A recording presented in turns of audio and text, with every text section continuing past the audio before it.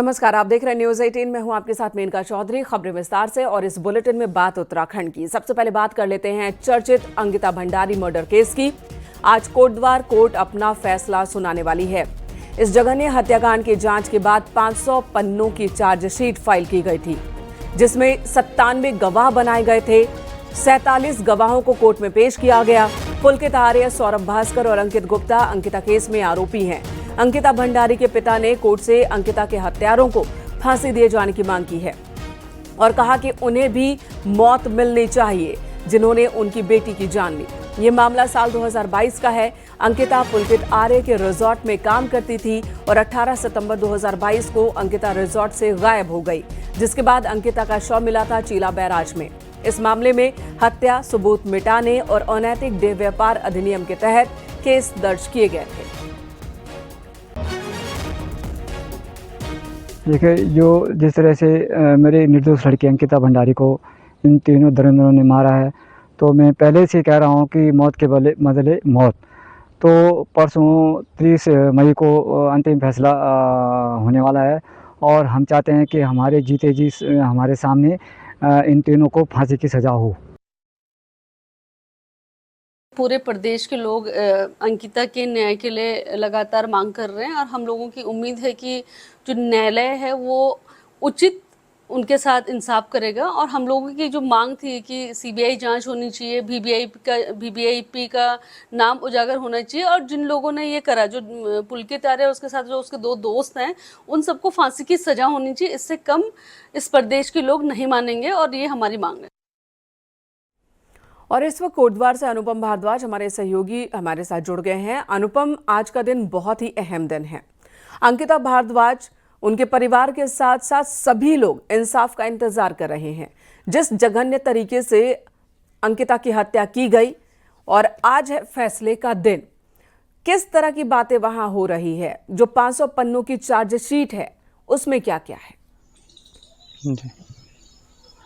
देखिए, आज का दिन काफ़ी अहम होने वाला है क्योंकि लंबा इंतजार हो गया है। 3 साल बीत चुके हैं जब ये हत्याकांड जो सामने आया था।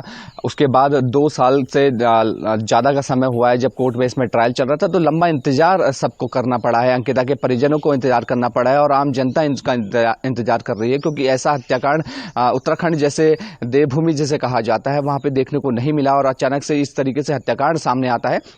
तो आज के दिन का इंतजार सबको है कि कोर्ट इस पर फैसला क्या सुनाएगा। हर कोई इंतजार कर रहा है कि कोर्ट इसमें फांसी की सजा सुनाए, क्योंकि जिस तरीके से बयान सामने आ रहे हैं, अंकिता के पिताजी का हमने बयान सुना, आम जनता जिसमें जो चाह रही है, तो हर कोई चाहता है कि एक नज़ीर पेश हो, कोर्ट की ओर से एक नज़ीर बन जाए कि अगर कोई इस तरीके से कोई आरोपी होता है, हत्यारोपी होता है या कोई भी इस तरीके से कोई वारदात को अंजाम देता है तो उसको फांसी की सजा होनी चाहिए और उत्तराखंड से ये पूरे देश भर में मैसेज जाना चाहिए। बिल्कुल अनुपम, और सभी को यही इंतजार है कि फैसला ऐसा हो जो नजीर बने। उत्तराखंड देवभूमि बहुत ही शांत प्रदेश और वहां पर एक बेटी के साथ, जहां पर बेटी को शक्ति के रूप में देखा जाता है, वहां इस बेटी के साथ इस तरह का जघन्य वारदात होना और बहुत सारे और भी गंभीर आरोपियों पर लगे हैं कि कई और लड़कियों को उन्होंने देह व्यापार के धंधे में धकेला था, कई और लड़कियों के साथ भी किया था। हालांकि आज का मामला तो अंकिता को लेकर ही है। क्या जानकारी आ रही है कोर्ट से? कब तक इस पर फैसला आ सकता है आज? देखिए, सुरक्षा व्यवस्था तो पुलिस की ओर से चाक चौबंद कर दी गई है क्योंकि सुबह से ही लगभग बताया जा रहा है कि 9 साढ़े 9 बजे के, क्योंकि कांग्रेस ने भी पहले ही ऐलान कर दिया है कि वो जिस समय फैसला कोर्ट अंदर सुना रहा होगा तो कांग्रेस, बड़ी संख्या में कांग्रेस के जो लोग हैं वो वहां पे मौजूद रहेंगे कोर्ट परिसर के बाहर। और आपको एक बात और भी बता दी जाए कि 200 परिसर का जो एरिया है उसमें नो एंट्री जोन कर दिया गया है, उससे कोई भी एंट्री नहीं रहेगी। तो 200 मीटर से पहले सबको रोक दिया जाएगा और लगभग 11 बजे के करीब कोर्ट इसमें फैसला सुनाएगा। तो सबकी निगाहें इसमें रहेगी। सुरक्षा व्यवस्था चाक चौबंद इसलिए भी कर दी गई है क्योंकि सबकी जो कोटद्वार वासी हैं इलाके के, कोई राजनीतिक दल विपक्ष हो खासतौर पर, उसकी निगाहें भी इस पर रहेगी। तो बड़ी संख्या में, बड़ी तादाद में लोग कोर्ट परिसर की ओर पहुंच सकते हैं, तो इसलिए सुरक्षा व्यवस्था भी कर दी गई है। 11 बजे के लगभग ये कोर्ट में इसमें फैसला आने की उम्मीद जताई जा रही है। तो कहा जा सकता है कि लगभग 11 साढ़े 11 के करीब हम फैसले के और रहेंगे कि फैसला उस समय तक हमारे सामने आएगा। जी धन्यवाद अनुपम, इस वक्त पूरी जानकारी देने के लिए। तो 11 बजे तक फैसला आ सकता है, जिस पर सबकी निगाहें बनी हुई हैं। इधर देहरादून से भी बड़ी खबर, जहां ऑपरेशन सिंदूर की सफलता पर संवाद, एक संवाद वीर सैनिकों के साथ कार्यक्रम में सीएम धामी सैनिकों से बातचीत करेंगे, संवाद करेंगे। सुबह 11 बजे देहरादून में यह कार्यक्रम होगा। सब एरिया स्टेशन में यह कार्यक्रम आयोजित किया जाना है।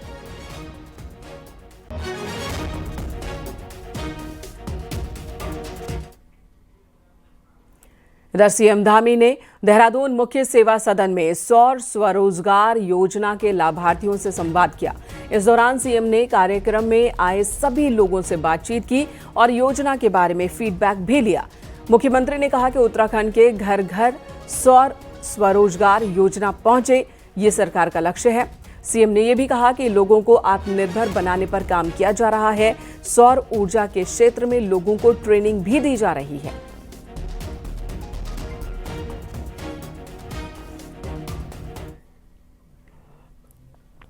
उत्तराखंड में ग्राम पंचायतों में तैनात प्रशासकों का कार्यकाल मंगलवार को खत्म हो चुका है। गुरुवार को ब्लॉक प्रमुखों का कार्यकाल भी खत्म होगा। इस बीच मुख्यमंत्री पुष्कर सिंह धामी का बयान आया। सीएम ने कहा कि राज्य सरकार आगामी पंचायत चुनावों के लिए पूरी तरह से तैयार है। अब राज्य निर्वाचन आयोग चुनाव के लिए तारीख तय करे और सरकार चुनाव कराने को लेकर पूरी तरह से प्रतिबद्ध है। हम पूरी तरह से तैयार हैं पंचायत चुनाव को लेकर। जैसा निर्वाचन आयोग जिस प्रकार की भी जो भी तिथि नियत करेगा, उस नीति पर हम लोग चुनाव में जाने के लिए सरकार पूरी तरह से तैयार है। पंचायत चुनाव की आहट के बीच बीजेपी ने वोटर लिस्ट खंगालने का काम शुरू कर दिया है, तो कांग्रेस को सलाह दी है कि चैन से सोना है तो जाग जाओ। क्या है ये पूरा मामला, आपको दिखाते हैं इस रिपोर्ट में।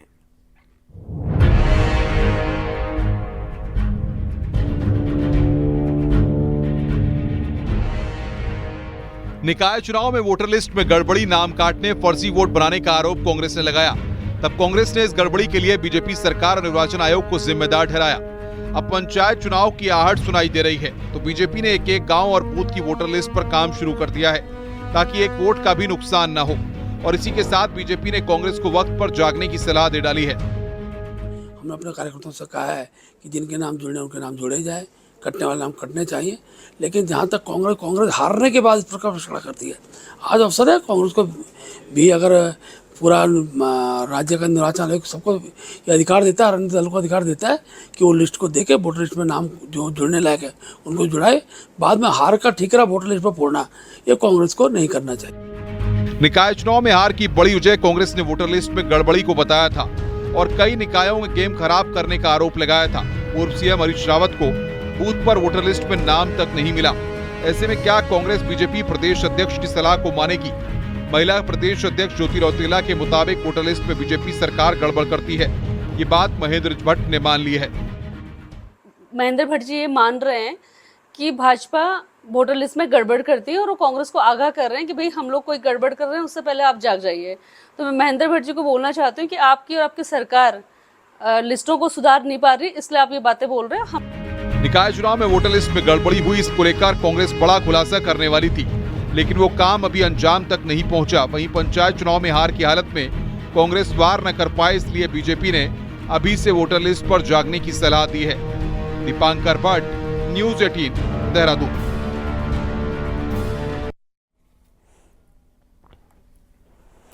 साल 2016 में दल बदल करने वाले नेताओं को सीबीआई ने पूछताछ का नोटिस भेजा है, जिनमें हरक सिंह रावत को छोड़ बाकी नेता बीजेपी में हैं। अब इस पर बगावत झेलने वाले पूर्व मुख्यमंत्री हरीश रावत की प्रतिक्रिया आई। हरीश रावत का कहना है कि उन्हें फिलहाल नोटिस की जानकारी नहीं है, लेकिन हैरानी इस बात की है कि सीबीआई को बड़ी देर से याद आई। हरीश रावत ने कहा कि इसकी वजह से मेरा एक्टिव होना और 2027 का चुनाव हो सकता है, जिसकी वजह से सीबीआई अब एक्टिव हुई है।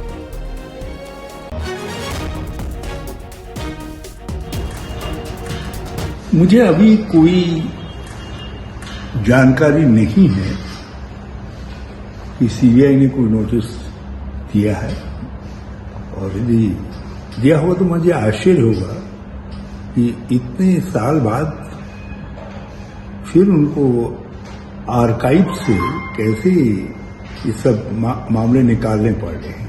क्या इसके प्रति मकसद है? हो सकता है, विधानसभा चुनाव आ रहे हैं, इधर देखा हो कि मेरी गतिशीलता कुछ बढ़ गई है। लंबे समय से पक्की नौकरी की मांग कर रहे 20,000 से ज्यादा उपनल कर्मचारियों के लिए राहत की खबर। धामी सरकार ने कर्मचारियों का भविष्य सुरक्षित करने के लिए पहल शुरू कर दी है और एक एक्सपर्ट कमेटी का गठन किया है। ये कमेटी क्या करेगी, आपको इस रिपोर्ट में दिखाते हैं। उत्तराखंड के अलग अलग विभागों में उपनल के जरिए 20,000 से ज्यादा लोग संविदा पर काम करते हैं। इनमें से कई 5 और 10 साल से भी सेवाएं दे रहे हैं। हाल ही में मुख्यमंत्री धामी ने ऐलान किया था कि चरणबद्ध तरीके से उपनल कर्मचारियों को पक्का किया जाएगा और अब इसे लेकर काम भी शुरू हो गया है। कैबिनेट की बैठक में सीएम धामी ने एक एक्सपर्ट कमेटी बनाने के निर्देश दिए हैं और यही कमेटी आगे का रोड मैप तय करेगी। हमारे उपनल कर्मियों के नियमितीकरण के लिए आगे नीति लाएंगे, उस पर काम करेंगे और कल हमने मंत्रिमंडल में सभी लोगों ने एकमत होकर इसको आगे बढ़ाने पर सहमति व्यक्त की है और एक विशेषज्ञ समिति इस पर बनेगी और सभी पहलुओं का अध्ययन करके आगे जो है उसकी प्रक्रिया को आगे बढ़ाएगा। समिति की रिपोर्ट आने के बाद इस प्रदेश के हित में, इन कर्मचारियों के हित में हमारी सरकार फैसला लेगी। परीक्षण करके किस प्रकार से इसको इम्प्लीमेंट किया जाए, इस पर जो है ये समिति जो है अपना काम करेगी। सरकार के फैसले के बाद सालों से संविदा पर काम कर रहे उपनल कर्मचारियों में उम्मीद की किरण जगी है। उन्होंने सरकार की इस पहल का स्वागत किया है। कैबिनेट में उपनल कर्मियों के नियमितीकरण को लेकर जो विशेषज्ञ समिति का गठन किया गया, हम उसका भी स्वागत करते हैं। और पहले ही जब मुख्यमंत्री जी ने घोषणा की थी उपनल कर्मियों को नियमितीकरण के लिए, तो उस टाइम जो 22,000 कर्मचारी हैं उनकी उम्मीदें जग गई थी। उपनल यानी उत्तराखंड पूर्व सैनिक कल्याण निगम लिमिटेड की स्थापना 2004 में एक आउटसोर्स एजेंसी के रूप में की गई और अब 20,000 से ज्यादा कर्मचारी इसके जरिए काम करते हैं। माना जा रहा है कि अब जल्द ही कुछ फॉर्मूला इनके लिए निकाला जा सकता है। देहरादून से न्यूज़ 18 के लिए सुनील नवप्रभात की रिपोर्ट। हरिद्वार नगर निगम में जमीन खरीद में हुए घोटाले की जांच पूरी हो गई है। जांच अधिकारी आईएएस रणवीर सिंह चौहान ने अपनी जांच रिपोर्ट शहरी विकास सचिव को सौंपी। सूत्रों के मुताबिक इस जांच रिपोर्ट में 3 प्रशासनिक अधिकारी दोषी पाए गए हैं। डीएम, एसडीएम और तत्कालीन नगर आयुक्त की भूमिका संदिग्ध पाई गई है और तीनों पर ही जल्द एक्शन हो सकता है। हरिद्वार में कम कीमत की कृषि भूमि को लैंड यूज बदलकर कॉमर्शियल किया गया और इससे कई गुना ज्यादा रकम देकर करोड़ की जमीन खरीदी गई। करोड़ों के घोटाले की बात सामने आ रही है।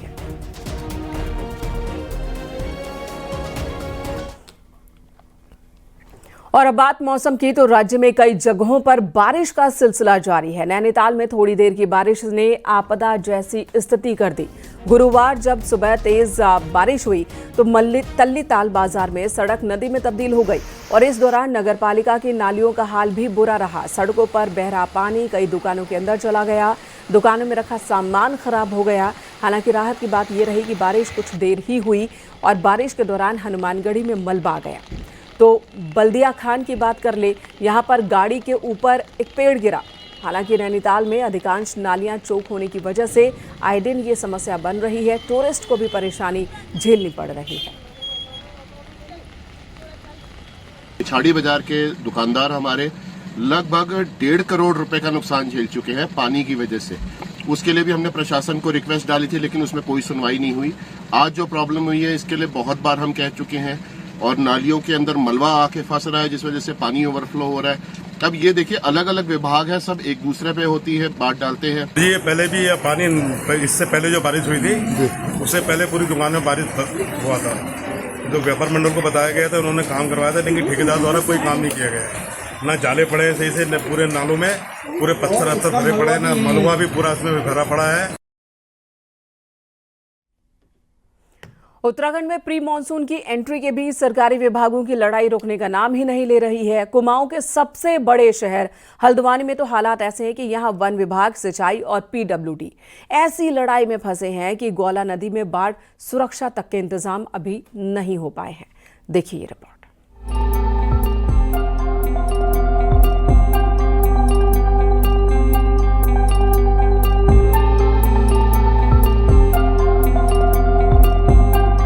उत्तराखंड में प्री मानसून के बादलों का बरसना शुरू हो चुका है। हल्द्वानी शहर और उसके करीब बने इंटरनेशनल स्टेडियम के लिए ये मानसून सीजन बेहद खतरनाक साबित हो सकता है, क्योंकि शहर के पूर्वी छोर पर मौजूद गौला नदी एक बड़ी तबाही मचा सकती है और उसकी जद में होगा international stadium. Railway station Gaula पर बना NHAI का पुल आ सकता है। सिंचाई विभाग का दावा यह है कि उसने स्टेडियम की सुरक्षा का 45% काम कर लिया है। करोड़ की योजना स्वीकृत हो गई है और उसमें कार्य चालू है। फरवरी माह में इसके अनुबंध कर दिए गए थे तथा काम को शुरू कर दिया गया था। वर्तमान में 45% कार्य वहाँ पर हो गया है और हमारा प्रयास ये है कि हम अभी 1 माह हमारे पास बचा हुआ है, तो ये मानते हुए इसको हम लगभग 70% काम कर लेंगे तो स्टेडियम की सुरक्षा हो पाएगी।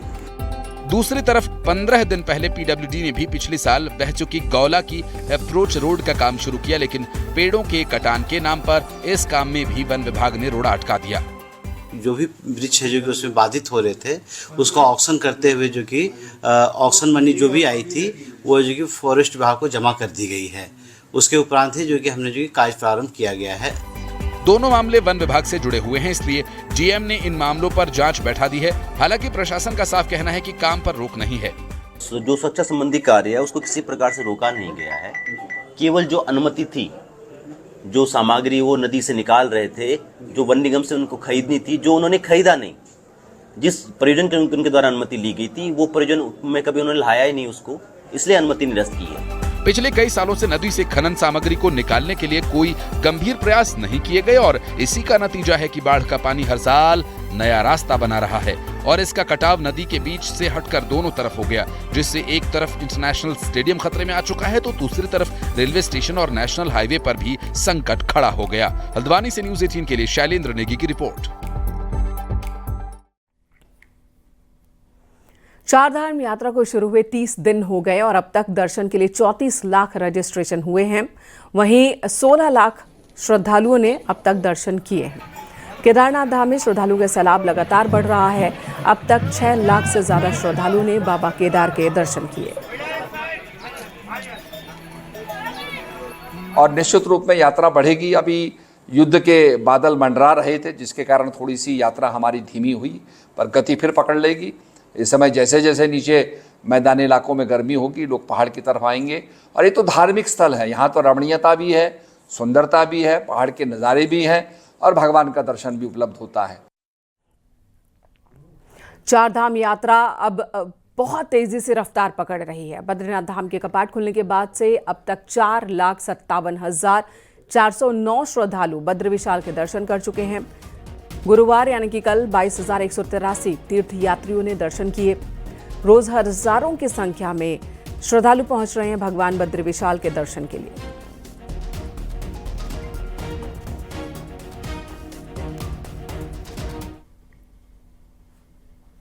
वहीं गंगोत्री और यमुनोत्री में पहुंचने वाले श्रद्धालुओं की संख्या में भी तेजी से इजाफा हो रहा है। 6 लाख से ज्यादा श्रद्धालु इन दोनों धामों में अब तक पहुंच चुके हैं।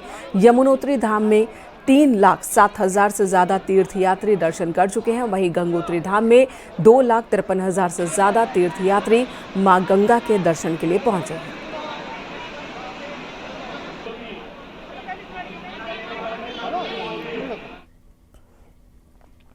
बात आदि कैलाश यात्रा से जुड़ी हुई। यहां एक नया विवाद खड़ा हो गया है। लोकल टैक्सी ऑपरेटर बाहरी टैक्सियों को धारचूला से आगे नहीं बढ़ने दे रहे और ऐसे में यहां यात्रियों को कई दिक्कतों से दो चार होना पड़ रहा है। वहीं टैक्सी यूनियन इस फैसले के खिलाफ खड़ी हो गई है।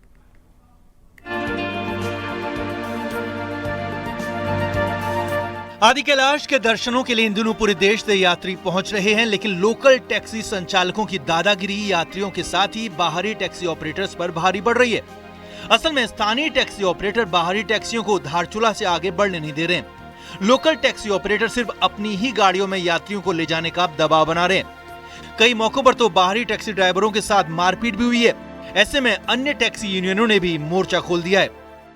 हमारा जो आदि कैलाश यात्रा प्रारंभ हुई है, इसमें हमारे जो व्यास घाटी टैक्सी यूनियन है गए हैं या वहाँ के स्थानीय लोगों द्वारा ये किया जा रहा है कि अन्य कोई भी वाहन वहाँ संचालित नहीं किए जाएंगे हमारे अन्य किसी तहसील से, और जनपद तो छोड़िए अन्य तहसील से भी वाहनों को रोका जा रहा है। हालात तो यह है कि धारचूला से बाहर की कोई भी टैक्सी आगे का सफर तय नहीं कर पा रही है। यहाँ तक कि ऑल इंडिया परमिट वाली टैक्सी को भी दादागिरी का सामना करना पड़ रहा है। ऐसे में बाहरी टैक्सी बुकिंग कर यात्रा पर जा रहे यात्रियों की खासी फजीयत हो रही है। यही नहीं, बाहरी टैक्सी ऑपरेटर को खासा नुकसान भी उठाना पड़ रहा है। ऐसे में अब हालात को पटरी में लाने के लिए प्रशासन को दखल देना पड़ रहा है।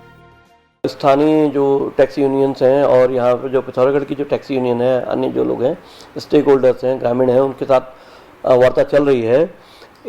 आज ARTO, SDM और स्थानीय जो टैक्सी यूनियंस हैं और साथ ही साथ पिथौरागढ़ टैक्सी यूनियन के साथ में भी। आदि कैलाश यात्रा में पहले भी ग्रीन टैक्स और घोड़े चलाने पर विवाद हो चुका है। इन विवादों का भी प्रशासन ने खासी मशक्कत के बाद हल निकाला था। ऐसे में बाहरी टैक्सियों को रोके जाने से जहां नियमों की धज्जियां उड़ रही हैं, वहीं यात्रियों के बीच गलत मैसेज भी जा रहा है। न्यूज़ 18 के लिए पिथौरागढ़ से विजय वर्धन उप्रेती की रिपोर्ट।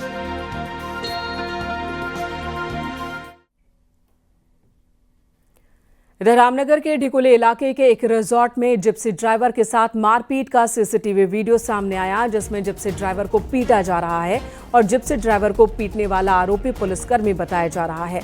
वहीं पिटाई का ये वीडियो सोशल मीडिया पर भी अब वायरल है।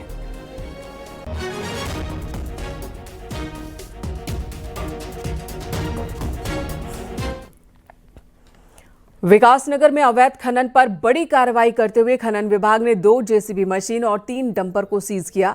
दरअसल यहां लगातार शिकायतें मिल रही थी अवैध खनन को लेकर, जिसके बाद खनन विभाग की टीम कालसी इलाके के यमुना पुल पर पहुंची, जहां मौके पर 2 JCB मशीन अवैध खनन में लगी हुई थी। विभाग की टीम को देखकर ऑपरेटर अपनी JCB छोड़कर भागा। विभागीय टीम ने कुछ दूर तक पीछा किया और अवैध खनन में लिप्त इन JCB मशीनों को सीज कर लिया। कालसी के सुपुर्द कर दिया गया, थाना कालसी के सुपुर्द। इस दौरान खनन से भरे 3 डंपर को भी सीज किया गया।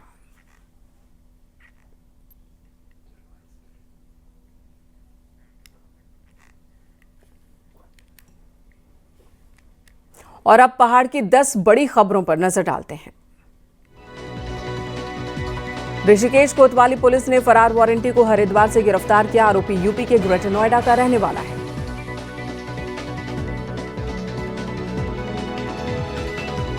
रुड़की पुलिस ने 3 चोरों को गिरफ्तार किया, जिसने पास से चोरी का सामान बरामद किया। तीनों चोरों ने 2 घरों को निशाना बनाया। बागेश्वर के गरुड़ इंटर कॉलेज में समर कैंप के दौरान भोजन बनाते वक्त प्रेशर कुकर फट गया, जिससे 2 महिलाएं झुलस गईं। उत्तरकाशी की बड़कोट पुलिस ने अफीम के साथ एक युवक को गिरफ्तार किया। आरोपी युवक को जेल भेजा गया। अल्मोड़ा में बीजेपी ऑफिस में अहिल्याबाई होलकर की 300वीं जयंती धूमधाम से मनाई गई। कैबिनेट मंत्री रेखा आर्य समेत जिले भर के कार्यकर्ता शामिल हुए।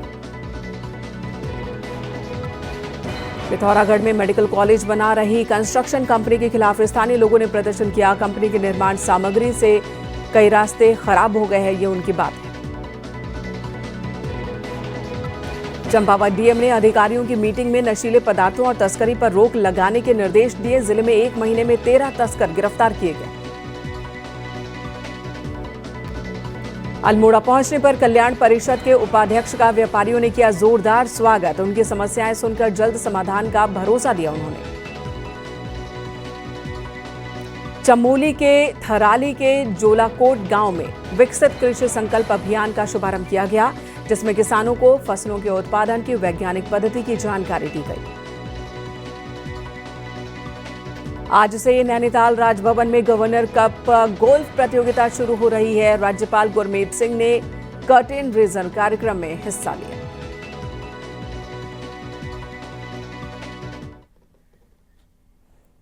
यहां रुकेंगे एक छोटे से ब्रेक के लिए। खबरें ब्रेक के बाद भी जारी हैं।